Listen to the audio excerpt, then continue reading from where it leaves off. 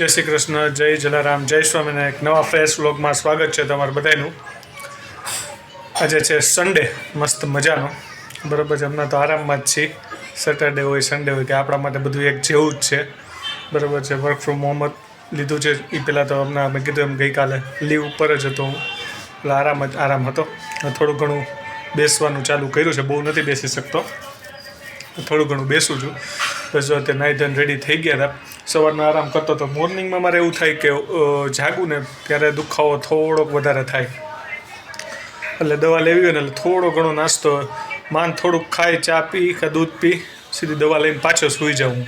એટલે કલાક રેસ્ટ કરું ને ત્યારે લેવલ આવે. સવારનો મને એક બહુ પ્રોબ્લેમ, ડૉક્ટરને મેં કીધું ને કે આ રહેશે, બરાબર છે. 1.5 મહિનો હજી દુખાવો રહેશે. એટલે થોડીક વાર તો સવારના એમ થાય કે ઓહો, બરાબર છે.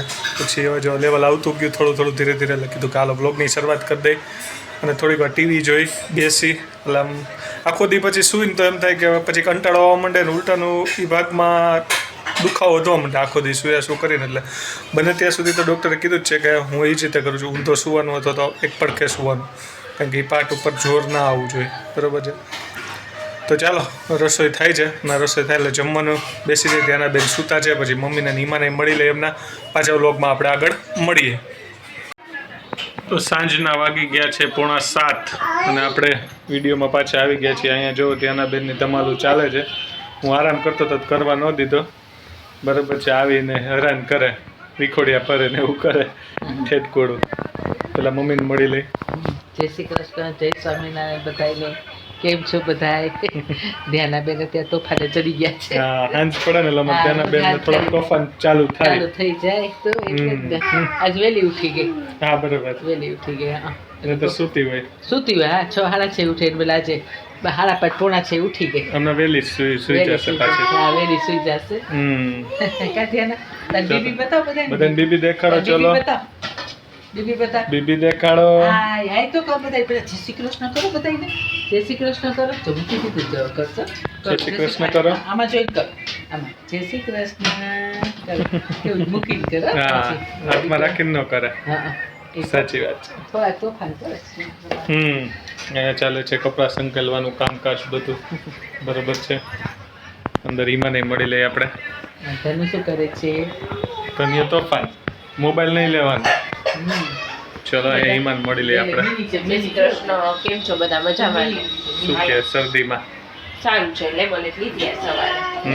ઈમાં ગઈ હતી બ્યુટી પાર્લરમાં. જઈ નહોતી રહી, બરાબર છે. હવે ચા પાણી પ્રોગ્રામ હાલે છે, થોડુંક મોડું થઈ ગયું. મોબાઈલ ન લેવાય બેટા, મોબાઈલ તો એ ખોટો મોબાઈલ છે. આપણે એમને એમ ખાલી મોબાઈલ નથી, હો મોબાઈલ જોવે ને એટલે મોબાઈલ કરે. ગરમા ગરમ ચા રેડી થાય છે. ચલો અહીંયા જો તને અહીંયા બહાર આવી છે બેટા, આવી છે. દેદી કીધું મેં ઉભાઈ જોયા, કીધું તે દેદી કીધું ઉભાઈ જોયા. થઈ ગયું રેડી? ચા રેડી છે. ચાલો ચા પી લે, પછી નક્કી કરીએ રાતનો જમણવારનો પ્રોગ્રામ. સાદું ખાવાનું ને લાગે કન્ફ્યુઝન બહુ થાય શું બનાવવું રોજ. પછી એકને એક વસ્તુ કંટાળી જાય. હા બેટા બતાડો, રોવા માંડી ત્યાંના બેન. તો વાગી ગયા છે રાતના ઓલમોસ્ટ 10 અને હમણાં તો જો આરામ વધારે થાય છે. શું સેટરડે, શું સન્ડે, શું મંડે, બધા એક દિવસ જ જાય છે. બાકી સેટરડે સન્ડે આપણે આરામ વધારે, પણ હમણાં તો ભાઈ આ ડેઈલી આરામ વધુ થાય છે. અને બપોરનો થોડોક પેન થતો હતો એટલે આરામમાં જ હતો. પછી જમી કરીને દવા લીધી એટલે થોડીક રાહત થઈ, એટલે કીધું ચાલો પાછો બ્લોગની આપણે આગળ વધારી દઈ, બરાબર છે. થોડું રહેશે પેન, એટલે થોડું શું છે કે બ્લોગમાં લેટ થાય. બપોરના લીધો હોય, સાંજના લીધો હોય, પછી ઠેર ત્યાં રાતના ટાઈમ મળ્યો હોય, આ લોકો કામમાં હોય, બરાબર છે. ત્યાંના ઢીંગલી એમને જો સૂતી, એ બી થોડીક કચકચ કરતી હતી, બરાબર છે. થોડું ઘણું ખાઈને એ બી સૂઈ ગઈ. નવરા થયા બધા મમ્મીને હિમાન બધા, તો આપણે થોડુંક મળી લઈ. ચાલો અહીંયા જો ચાલે છે ન્યૂઝપેપર વાંચવાનું. અહીંયા વાંચે છે હિમા ન્યૂઝપેપર અને અહીંયા વાંચે છે મમ્મી. તમે ચશ્મા વગર વાંચી શકો છો? ના તો મસ્ત ઉપર ચાલો. નાના અક્ષર નો વચાય, બરાબર છે. મોટા અક્ષર હોય એ જ વાંચી શકો. નાના અક્ષરમાં કાંઈ ન દેખાય, નંબર છે ને નજીક. બરોબર. મેં કીધું આ કેમ અચાનક? આ તો બેઠા હતા હાથમાં આવ્યું ને છાપું. આખો દિવસ ફ્રી હોય તો ધ્યાન હું ખેંચે આપણે છાપું વાંચતા. હા, આમાં ધ્યાનાબેન જો મોબાઈલમાં વાતે ન કરવા દે, આવી રીતની કોઈ એક્ટિવિટી કરવી હોય તો ન કરવા દે, ખેંચે. એને એમ થાય એને કંઈક નવું લાગે. એને મોબાઈલ જોતો હોય. ના મોબાઈલ જોતો હોય ને આ બધી વસ્તુ એને થોડીક નવી લાગે ને એટલે ખેંચે ને છાપા ફાડી નાખે ઘણી વાર. તું છાપું વાંચસ? હા હો. બધા આખા દિવસના છાપા અત્યારે વચે તો કાંઈ વાંધો નહીં, ન્યૂઝ મળી જાય એટલે ઘણું આ બહુ. ટાઈમ મળે ત્યારે વાંચવાનું. અને એની વાંચી લેતો હોય. હા તો સાચી વાત છે. કે જાજુ અંદર ન વાંચવાનું. હા સાચી વાત એવું છે. લાગતું વળગતું હોય તો વળી અંદર જોઈ બાકી એની હોય તો હાલે. બરોબર. આજ તો બધું બજેટ હશે. હા બજેટ હશે. બજેટમાં બધાને રાહત મળી છે હા સારું કહેવાય. સેલેરાઇડ પર્સનને, પણ એમાંય કંઈક છે 12 લાખ લગીની છૂટ છે, પણ એ કંઈક ઇન્વેસ્ટમેન્ટ દેખાડવાનું બધું કંઈક છે, જાણવું પડશે હરખું. ઈ તો આપણે રિટર્ન ભરતા હોય ત્યારે એટલે હા પૂછી લઈએ. 0 થી 4 ફોન આવેલો છે. 2-5 મિનિટ સ્ટોપ કરીએ બ્લોગને. અને અહીંયા કૂપન ફાળવવામાં આવી રહ્યા છે. શું ખબર વાંચો છો? બસ બધું જોઈશું છું. બધું આમાં છાપામાં જ બધું હોય ને. અમદાવાદની આસપાસ 12 થી 25 કિલોમીટર વિસ્તારમાં 5 ઓલિમ્પિક પહેલા સેટેલાઇટ ટાઉન બનશે. અમદાવાદને બહુ વિકસવામાં આવે છે ગુજરાત ગવર્મેન્ટ, ભારત ગવર્મેન્ટ બી દ્વારા આવી અમદાવાદને એક સારું સ્થાન મળે છે. બહુ હમણાં બહુ ડેવલપ થયું છે પણ ઓલિમ્પિક છે ને. અને હમણાં બહુ ડેવલપ થઈ ગયું છે અમદાવાદ ખરેખર. અહીંયા કાપવામાં આવે છે કૂપન, જે અમે એમાં ચોંટાડી દેશું એટલે પછી દર 1-2 મહિને મળે છે. ક્યારે મળે છે ગિફ્ટ? 2 મહિને ગિફ્ટ મળે. અને હમણાં 10 મહિના પૂરા થશે એટલે એક પાછી આકર્ષક ગિફ્ટ છે. હવે શું છે એ આકર્ષક ગિફ્ટ ખબર પડશે.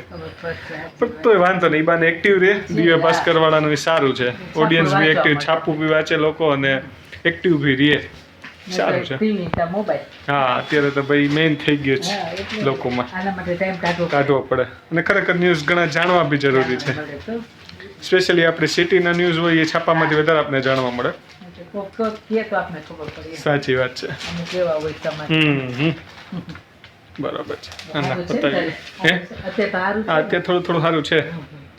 બપોરના દુખાવો હાલતો તો રાત, હા આજ વધારે એવું લાગ્યું. રાત લગી સાંજ જેમમાં બેઠો ત્યાં લગી દુખાવો હતો જ. બરાબર છે. હવે થોડો ઓછો લાગે છે. હવે સ્ટીચ બાથે લઈ લે. મને હમણાં ડેઈલી શેક કરવાનું કીધું છે. દિવસમાં 3 વાર ગરમ પાણીનો ટબમાં બેસી જવાનું. બરાબર છે. માઇનર એવું 9 શેકું ગરમ, કે જેટલું બેસી શકાય એટલું ગરમ કરવાનું. અને બેસીને 10 મિનિટ શેક કરવાનો. બરાબર છે. બેસવાના ભાગને થોડીક રાહત મળે. એ 2-3 મહિના એ શેક કન્ટિન્યુ જ રાખવાનું છે. બરોબર ને? ટાંકામાં રૂઝ આવતી હા ટાંકામાં રોજ આવતી જાય. સાચી વાત છે. હલન ચલન થશે ને એમાં થોડીક તો વાર લાગશે, ડૉક્ટરે કીધું હતું. એટલી વાર લાગશે.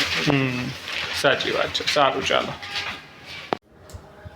તો બસ જો સ્ટીચ બાથ લઈને આવી ગયા છીએ આપણે. બરાબર છે. પરફેક્ટ લઈ લીધું સ્ટીચ બાથ એટલે થોડીક રાહત થઈ જાય. બરાબર છે. ખાસ દિવસમાં 3 વાર લેવાનું કીધું છે. બધી રીતે સારું, ઇન્ફેક્શનને બી રિમૂવ કરે. બરાબર છે. શેક બી થાય ગરમ પાણી હોય એટલે, અને થોડીક રાહત બી થાય. બધું ભેગું છે. બરાબર. અને જે અહીંયા જો હાલે છે છાપા પુરાણ વસ્તીમાંથી બધું કૂપન કાઢવાની પ્રોસિજર. છેલ્લું છે. કેટલા બાકી રહ્યા? લાસ્ટ બાકી રહ્યા. ત્યાંના ટીંગલી ઉઠવાની તૈયારીમાં છે. મમ્મી ગયા છે, જોઈએ હિંચકા નાખવાનું સફળ થાય છે કે નહીં. કદાચ નીંદર હશે તો થોડીક વાર કરશે, પણ હવે બીક એ થઈ ગઈ કે રાતના સૂશે નહીં. ટેન્શન એ આવે છે. અત્યારે ખેંચી અને નીંદર. બરોબર ને? અત્યારે સુધી રહે એટલે હવે રાત હવે થશે. હજી તો 11:30 જેવું થયું છે. 11:30 નથી. જોઈએ શું થાય છે. હવે જાગે તો ભાઈ જાગવું પડશે. બરાબર છે. કાંઈ વાંધો નહીં. હાલો તો બ્લોગનો આજે અહીંયા એન્ડ કરી દઈએ આપણે. બરાબર. તો કેવો લાગ્યો કોમેન્ટમાં જરૂર કહેજો. અને લાઇક શેર સબસ્ક્રાઈબ કરતા રહેજો. સપોર્ટ ચાલુ જ રાખજો. ઘણા લોકોએ ગેટ વેલ સૂન કીધું છે તો એના માટે રિયલી થેન્ક યુ. આપણે બી એવું જ ઈચ્છીએ છીએ કે જલ્દી સાજા માજા થઈ જાય. બરાબર છે.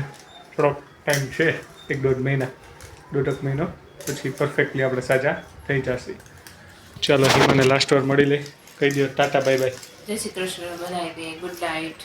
Bye bye. હિમાની થોડી શરદી છે. હા શાદી થઈ ગઈ. દવા લઈ લ્યો. લઈ લીધી. સારું ચાલો. ચાલો બાય.